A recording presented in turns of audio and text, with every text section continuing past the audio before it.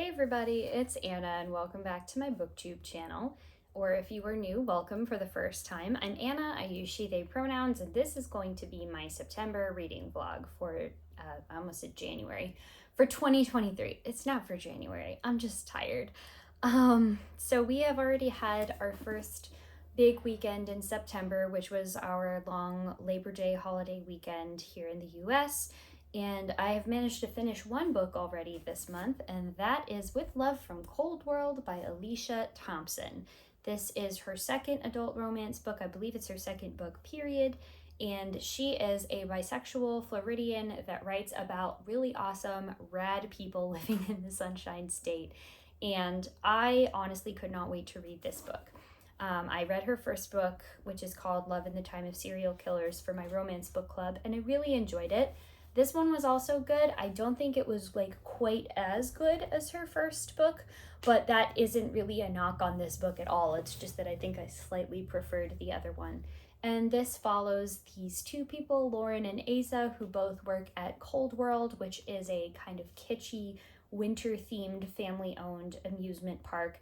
And they just have like this real personality clash. They don't tend to get along really well with each other, but of course, because this is a romance, they of course learn to like overcome their initial dislike of each other and look past the superficial things that they know about each other to develop a genuine connection and fall in love. I liked this book. I gave it 3 stars. There were some times that I was reading it that I thought it would have worked better if it were shorter. The plot really did read very similarly to some of those like holiday romance novellas that tend to come out, whether as part of a series or just as standalones during like the Christmas season. And because this does take place around Christmas, that being the big holiday for a fake winter and snow theme park in Florida, it felt like maybe a shorter format would have actually fit the story better. As it is, this book is close to 400 pages, which is long for a romance, and honestly, it's kind of long for me. I'm very limited now in the books that I read that are that long. Used to be nothing for me to chew through an 800-page book in a week. That's just not where I am in my life right now. So I think that having this be a little bit shorter could have tightened up some of the loose ends, could have made some of the writing a little bit more snappy and punchy, but overall, still very good. I definitely recommend it. I also forgot until literally today that September is Bisexual Visibility Month. So hi, it's me, I'm bisexual, and I am also non-binary. So if you're new to here, or if you just didn't know that, now you do. My library put out a phenomenal selection of bisexual books to read, and I did manage to also pick up a new book from there. So this is kind of a book haul. I haven't read it yet, but this is a book that is a romance by a local author called Count Your Lucky Stars by Alexandria Bellefleur. She is the writer of Written in the Stars, which is a sapphic romance that takes place in Seattle, the city where I live. This I don't think is a like direct sequel. I'm not really sure, but it is set in the same sort of fictional version of Seattle. And I guess she also has one called Hang the Moon, but she writes very sweet romances about queer characters. So I picked this up for like $1 at my library's used book sale. I have a couple other books that I picked up recently that I'm excited to show you here in just a second. One of them I know for sure is a queer book, and that is Fly With Me by Andy Burke. This premise of this book sold me on it alone, so I pre-ordered it after reading the blurb, and it says, flying phobic ER nurse Olive Murphy is still gripping the armrest from her first ever takeoff when the pilot announces an in-flight medical emergency. Olive leaps into action and saves a life, but ends up getting stuck in the airport hours away from the marathon she's running in honor of her brother. Luckily for her, Stella Soriano, the stunning Taipei co-pilot, offers to give her a ride. After the two spend a magical day together, Stella makes a surprising request. Will Olive be her fake girlfriend? A video of Olive saving a life has gone viral and started generating big sales for Stella's airline. Interesting. I'm not exactly sure how that's going to work out. We'll see. Stella sees a union with Olive as the perfect opportunity to get to the boys' club executives at her company who keep overlooking her for a long-deserved promotion. Realizing this arrangement could help her too, Olive dives into memorizing Stella's comically comprehensive 3-ring binder guide to fake dating. Love it. As the two grow closer, what was supposed to be a ruse feels more and more real. Could this be the romantic ride of their lives or an epic crash and burn? Well, considering that this is a romance that features planes prominently, I sincerely hope it is not a crash and burn, because I do not need that level of anxiety in my life and in my books. And then the second book that I got is the third book by Jean Meltzer, who is a disabled Jewish romance writer whom I absolutely adore. And this is her third novel, Kissing Kosher. Now, let me read you the back of this and tell me if this does not sound like the most adorable thing. Avital Cohen isn't wearing underpants, woefully, for unsexy reasons. Chronic pelvic pain has forced her to sideline her photography dreams and her love life. It's all she can do to manage her family's kosher bakery, Best Babka in Brooklyn, without collapsing. She needs hired help, and distractingly handsome Ethan Lippman seems the perfect fit. Except Ethan isn't there to work. He's undercover at the behest of his iron-fisted grandfather. Though Lippman's is a household name when it comes to mass-produced kosher baked goods, they don't have the charm of Avital's bakery, or her grandfather's world-famous pumpkin spice babka recipe, which, first of all, yum. I don't usually go for pumpkin spice stuff because it's too sugary, but that sounds incredible. As they bake side by side, Ethan soon finds himself more interested in Avital than in stealing family secrets, especially as he helps her find the chronic pain relief and pleasure she's been missing. We love to see it. We love to see disability representation in books, but especially in romance. But perfecting the recipe for romance calls for leaving out the lies, even if coming clean means risking everything. So of course we've got the babkas and the Magen Davids on the cover, but we have this cute little hamantash right there on the spine and a couple other different Jewish pastries represented on the back. I still have to read Jean Meltzer's second book, Mr. Perfect on Paper, but I am definitely looking forward to these. I have kind of a mild September, October, I guess it's like a loosely designated September, October TBR that I'm trying to pick from. And some of those books are the ones that you will have seen in my video of I need to read these books by the end of the year or they're going away, they're going out of my house. So I have several of those, and I have a couple different more witchy, like Halloween type romances that are upstairs. And if I start reading any of those, you will hear about them in this vlog. So I will check back in with you pretty soon.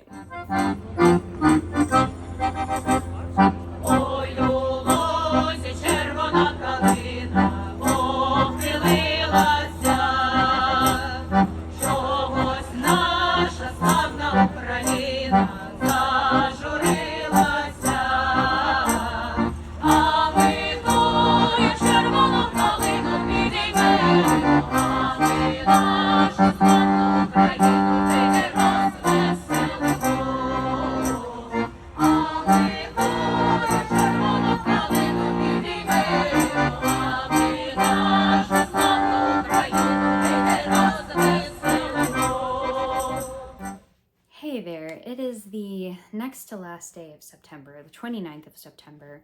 For once, I'm actually probably going to have a reading vlog for the month, like finished and ready to go before that month is over.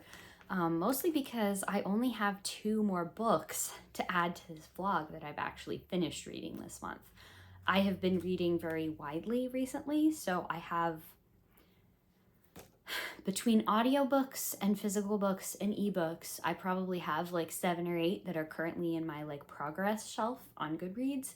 But clearly I haven't finished all of them this month. So I'm going to talk to you about the 2 ones that I have finished already.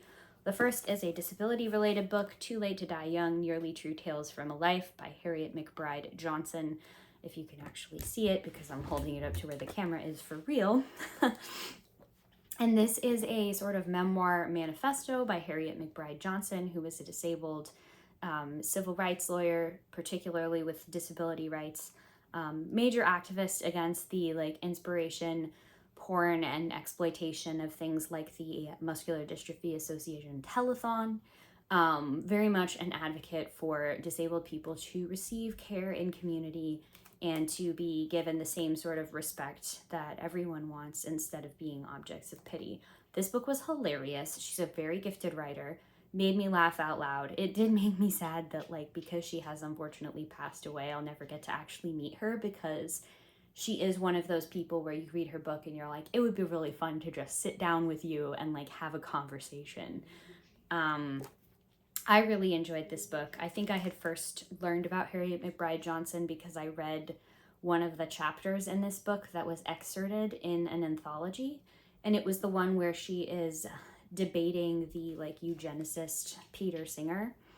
And rereading that chapter after knowing a little bit more about who she is just was really important to me. And I think it's something that everybody could benefit from reading because it really does make you think and evaluate, first of all, your own biases, conscious or not, about the value of human life and what is considered valuable, not valuable, but also just biases that we have towards things like, you know, if you're not 100% healthy all of the time, your life is just miserable and not worth living. And like, I don't know how many people are necessarily going around saying that explicitly, but there are many ways in which like our society or people around us just kind of tacitly behave that way. And the chapter in the book that was about this debate really kind of made me think more deeply about that and kind of challenged some of my assumptions about,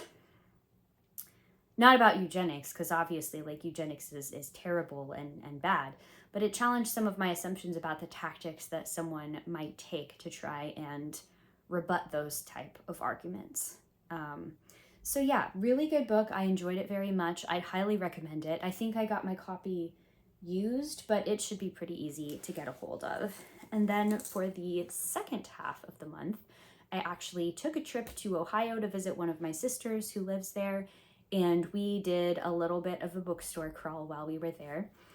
So I will finish with one of the books that I purchased and finished on that trip, and then I'm going to show you some of the other little bookish goodies that I picked up. Okay, so I have to preface this before I start by saying when the book is $5 and it has the cover that this book has, sometimes you just gotta say fuck it and try it. And that's how I came to read Hot Under His Collar by Andy J. Christopher. I mean, look at this. I was talking to my sister about this. We were both like, covers sell books. We both bought this. We both started reading it together. And we got this from, you can kind of see here, the Book Loft, which is in German Village in Columbus, Ohio. Absolutely phenomenal bookstore. Definitely go if you're in town. It is just cavernous and full of wonders, and I really loved it. They had a very robust romance section. They have a good mixture of books at different price points, used and new, all kinds of genres and everything. So I think this one was just like maybe a remaindered book or something because it's not used. But anyway, it's about this girl named Sasha who has a crush on her parish priest, Father Patrick. And it's in the Roman Catholic Church, so priests have taken a vow of celibacy and they're like not supposed to get married or have sex or do anything like that. But the two of these people like really are getting to the point where they can no longer deny or quash the feelings that they have for each other.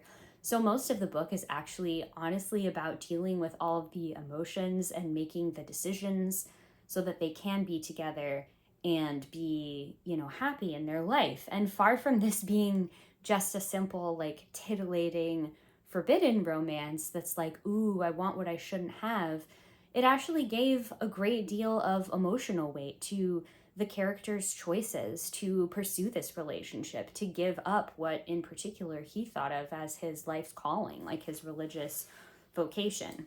This is a thing that happens in real life. This is literally how my parents met, and my dad left the seminary so that he could marry my mom because he fell in love and he knew that he wanted to be with her forever. So this book was fun. I wouldn't say like it wasn't like super memorable writing necessarily, but I did enjoy the emotional maturity that went into developing a lot of these characters and just really getting them through this situation in such a healthy way. Everyone in this book was surprisingly so well adjusted, except for some of the minor characters, and that was more for like conflict or comic relief reasons. So yeah, it was just a fun, light little thing to get to read on a vacation. I very much enjoyed it. So now let's do a bit of a book haul. So the first thing that I want to show you I picked up at the store is this giant tote bag. It says, not just a bookstore, a destination, and it's a picture of what the store looks like on the outside.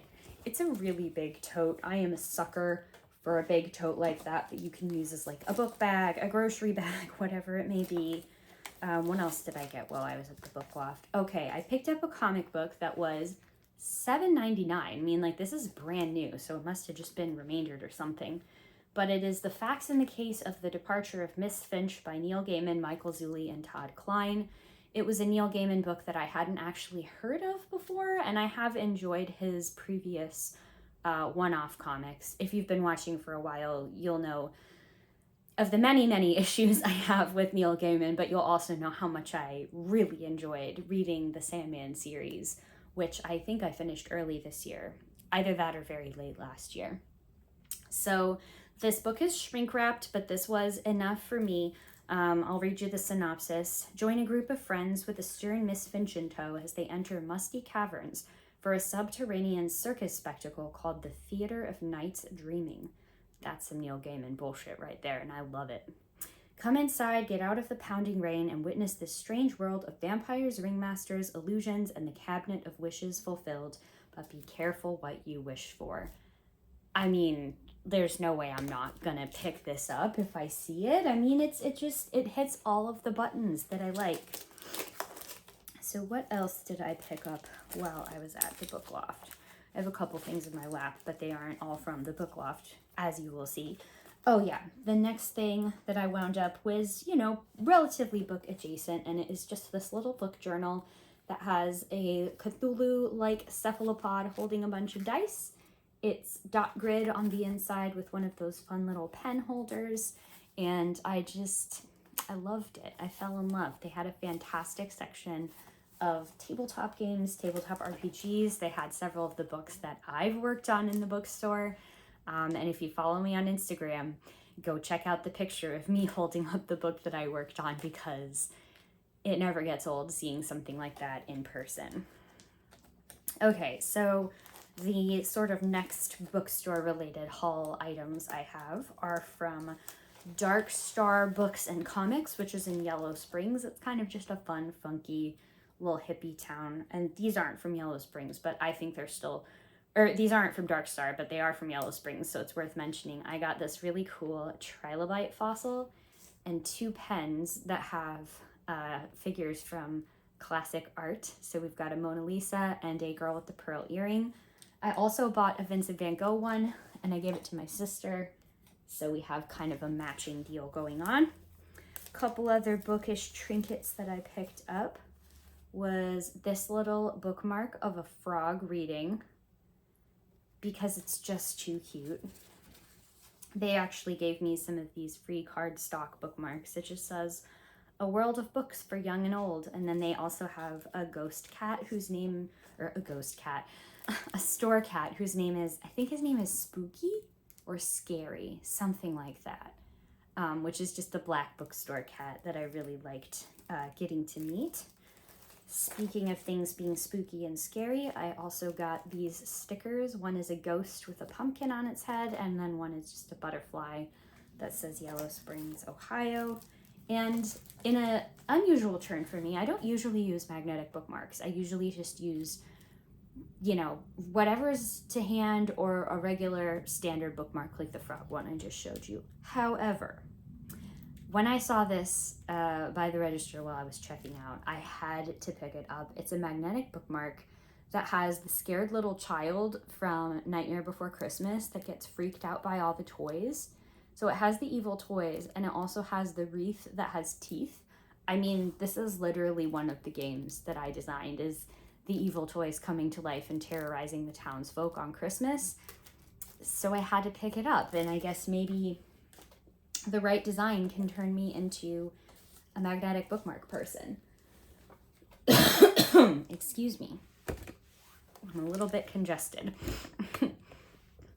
Okay, and then last but not least, what I picked up at Dark Star, and I cannot believe I found these, were some of the original D&D Endless Quest books that were published by TSR back in the day.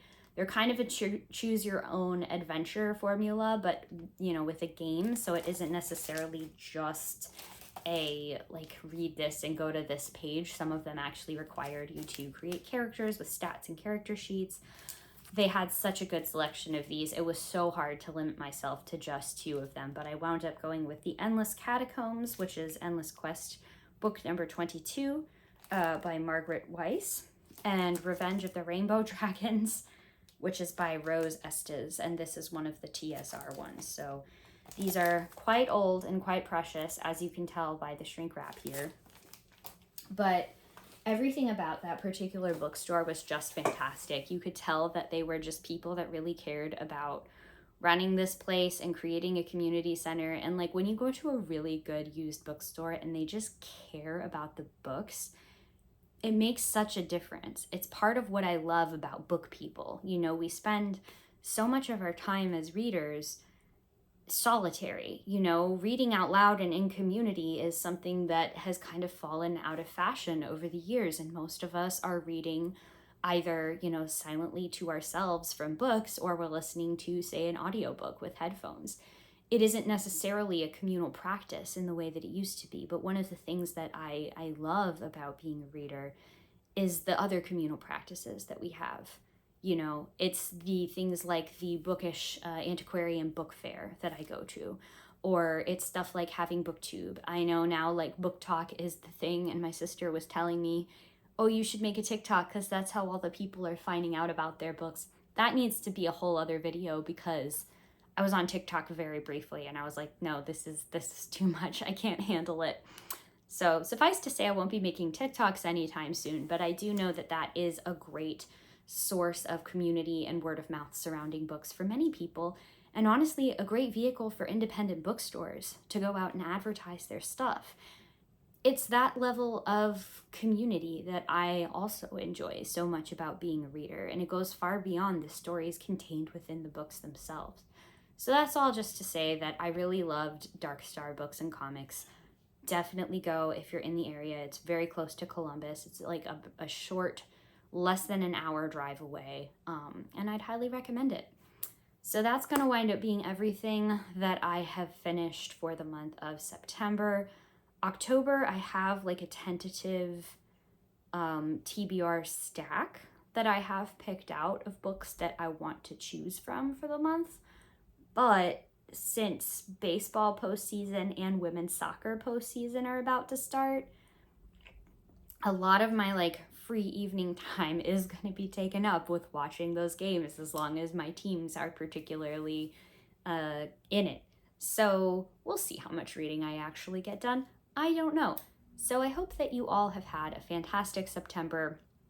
You know, happy autumnal equinox. Welcome to fall. Welcome to cozy pumpkin-y season. I still like pumpkin-y things, even though I'm not a Starbucks person. I still appreciate pumpkin flavors and drinks and snacks. So it's a good time. It's a good time to love pumpkins. It's a great time to read. Let me know what you've been reading in a comment down below, or just something else that you've been interested in or enjoyed recently. Always like to get a conversation going with you all. So yeah, I guess that's everything. If you want to see more of my videos, make sure you're subscribed to my channel. That's the best way to find out when I post new ones, at least as long as the YouTube algorithm plays nicely with me. And you can find all of my other socials and like links to projects and stuff that I'm working on in my description box. So as always, thank you all so very much for watching, and I will see you in the next one. Bye.